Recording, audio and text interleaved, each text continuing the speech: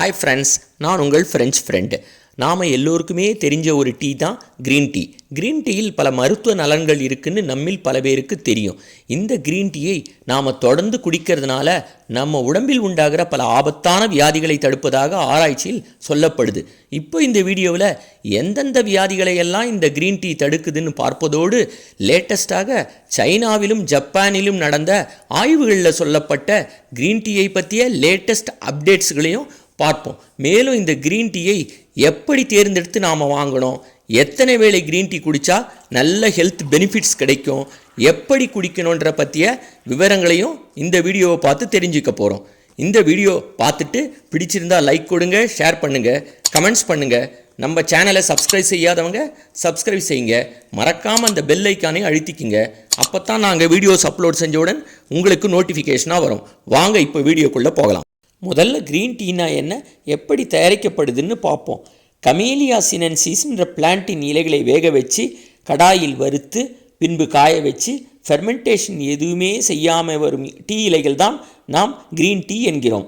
இந்த இலைகளை ஃபெர்மெண்டேஷன் செய்யாத காரணத்தால் இதிலுள்ள ஃபெனோலிக் மாலிகுல்ஸ் அப்படியே அதன் பல்வேறு மருத்துவ குணங்களை இழக்காமல் நமக்கு க்ரீன் டீ இலையில் டீயாக நாம் குடிக்கும்போது கிடைக்குது.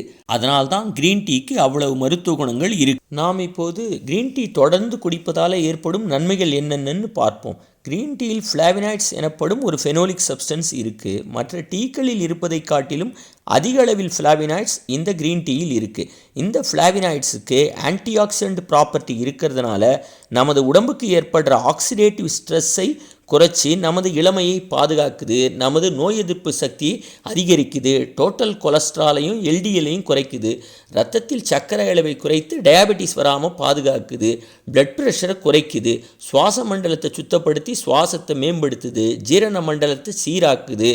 மேலும் நமது உறுப்புகளில் பல காரணங்களால் ஏற்படுற இன்ஃப்ளமேஷனை எதிர்த்து பாதுகாக்குது, வயதானா வர அல்சைமர் வியாதியும் தடுக்குது.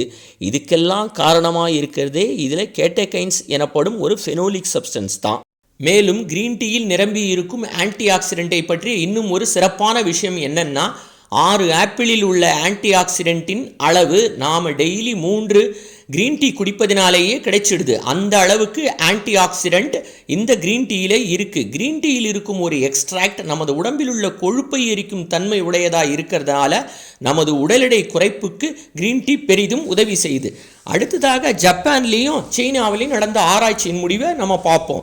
ஜப்பானில் சமீபத்தில் நடந்த ஆய்வின் முடிவில் டெய்லி ஒரு நாளைக்கு 7 கப்பு க்ரீன் டீ குடிக்கிறவங்களுக்கு 75% இருதய நோய் வருவது குறைவதாகவும் 31% பெருங்குடல் கேன்சர் வருவது குறைவதாகவும் சொல்லப்பட்டிருக்கு.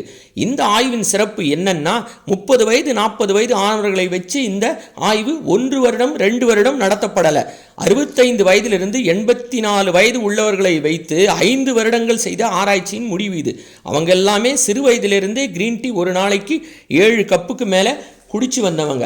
அடுத்ததாக சீனாவில் 7 ஆண்டுகளாக சுமார் 1 லட்சம் நபர்களை வைத்து செய்த ஆய்வின் முடிவில் என்ன சொல்கிறாங்கன்னா, ஒரு நாளைக்கு 3 முறைக்கு மேல் க்ரீன் டீ தொடர்ந்து அருந்துபவர்கள் 1 to 1.25 வருடம் அதிகமாக உயிர் வாழ்கிறார்கள்னு கண்டறியப்பட்டிருக்கு.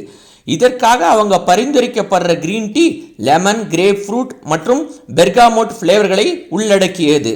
தொடர்ந்து க்ரீன் டீ 8 ஆண்டுகளாக குடித்து வந்தால் இரத்தத்தில் கொலஸ்ட்ராலும் எல்டிஎல் என்னும் கெட்ட குழைப்பும் குறைவதால் 39% குறைவான இதய நோய் மற்றும் வாதநோய் இறப்புகள் வருவதாகவும் பதிவு செய்கிறாங்க. ஜப்பானும் சீனாவும் சொன்ன ஆய்வின் முடிவில் க்ரீன் டீ ஒரு நாளைக்கு எத்தனை கப் குடித்தா நல்லது என்பதில் சற்று டிஃப்ரென்ஸ் இருந்தாலும் அந்த ஆய்வுகள் சொல்கிற நோயை தடுக்கிற சதவீதத்தில் முரண் இருந்தாலும் இரண்டும் ஆய்வின் முடிவும் சொல்கிறதும் ஒரே ஒரு விஷயத்தை தான். மொத்தத்தில் க்ரீன் டீ குடிப்பதால் பல வியாதிகளை தடுக்குது என்பது நமக்கு தெரியுது. நிச்சயமாக தீங்கு நம் உடம்புக்கு செய்யலை. எனவே நாம் ஒரு நாளைக்கு குறைஞ்சது 3 க்ரீன் டீயிலிருந்து 5 க்ரீன் டீ வரை தாராளமாக குடிக்கலாம். சரியான க்ரீன் டீயை தேர்வு செய்து வாங்குவது எப்படி? க்ரீன் டீ நீங்கள் வாங்கும்போது ஆர்கானிக் க்ரீன் டீயாக பார்த்து வாங்கி பயன்படுத்துங்க. ஏன்னா அதில் பெஸ்டிசைட்ஸ் கம்மியாக பயன்படுத்தப்படுது. க்ரீன் டீ பேக்ஸ், அதாவது இண்டிவிஜுவல் பேக்ஸ் வாங்கிறதுக்கு பதிலாக க்ரீன் டீ இலைகளாக வாங்கி பயன்படுத்தினா சின்ன இண்டிவிஜுவல் டீ பேக்ஸில் உள்ள பிளாஸ்டிக் துகள்கள் நமது தேநீர் குடிக்கும்போது உள்ளே போகிறத தடுக்கலாம். அடுத்ததாக க்ரீன் டீயை நாம் எப்படி குடிக்கணும்? க்ரீன் டீயில் பால் சர்க்கரை சேர்க்காமல் நீங்கள் குடிக்கும்போது கிரீன் டீயின் முழு மருத்துவ பலன்களையும் உங்களால் அடைய முடியும்னு ஆராய்ச்சியாளர்கள் சொல்கிறாங்க. எனவே நீங்கள் அதை போலவே முயற்சி பண்ணுங்கள். கிரீன் டீ குடித்தா சில பேருக்கு வயிற்றில் எரிச்சல் ஏற்பட்டால் அவங்க அந்த கிரீன் டீயை பயன்படுத்த வேண்டாம். மற்ற நண்பர்கள் தாராளமாக ஒரு நாளில் 5-6 கப் கிரீன் டீ குடித்து நமது ஆன்டி ஆக்சிடென்ட் லெவலை அதிகப்படுத்தி அதன் மூலம் இளமையாகவும் இருதய நோய், கேன்சர் போன்ற நோய்களால் வரும் ஆபத்தை தடுத்து ஆரோக்கியமாக வாழலாம். கண்டிப்பாக நாளையிலேருந்து ஆர்கானிக் கிரீன் டீ வாங்கி பால் சர்க்கரை சேர்க்காம குடித்து நாம் அனைவரும் பலன் பெறலாம். இந்த வீடியோ உங்களுக்கு பயனுள்ளதாகவும் ப்ராக்டிக்கல் வாழ்க்கைக்கு ஹெல்ப்ஃபுல்லாகவும் இருந்திருக்கும்னு நினைக்கிறேன். இந்த வீடியோவை பார்த்துட்டு லைக் பண்ணுங்கள், ஃப்ரெண்ட்ஸ்கிட்ட ஷேர் பண்ணுங்கள். இதுவரை நம்ம சேனலை சப்ஸ்கிரைப் செய்யாதவங்க சப்ஸ்கிரைப் பண்ணிக்கோங்க. மீண்டும் ஒரு இன்ஃபர்மேட்டிவான அடுத்த வீடியோவில் சந்திப்போம். நன்றி, வணக்கம்.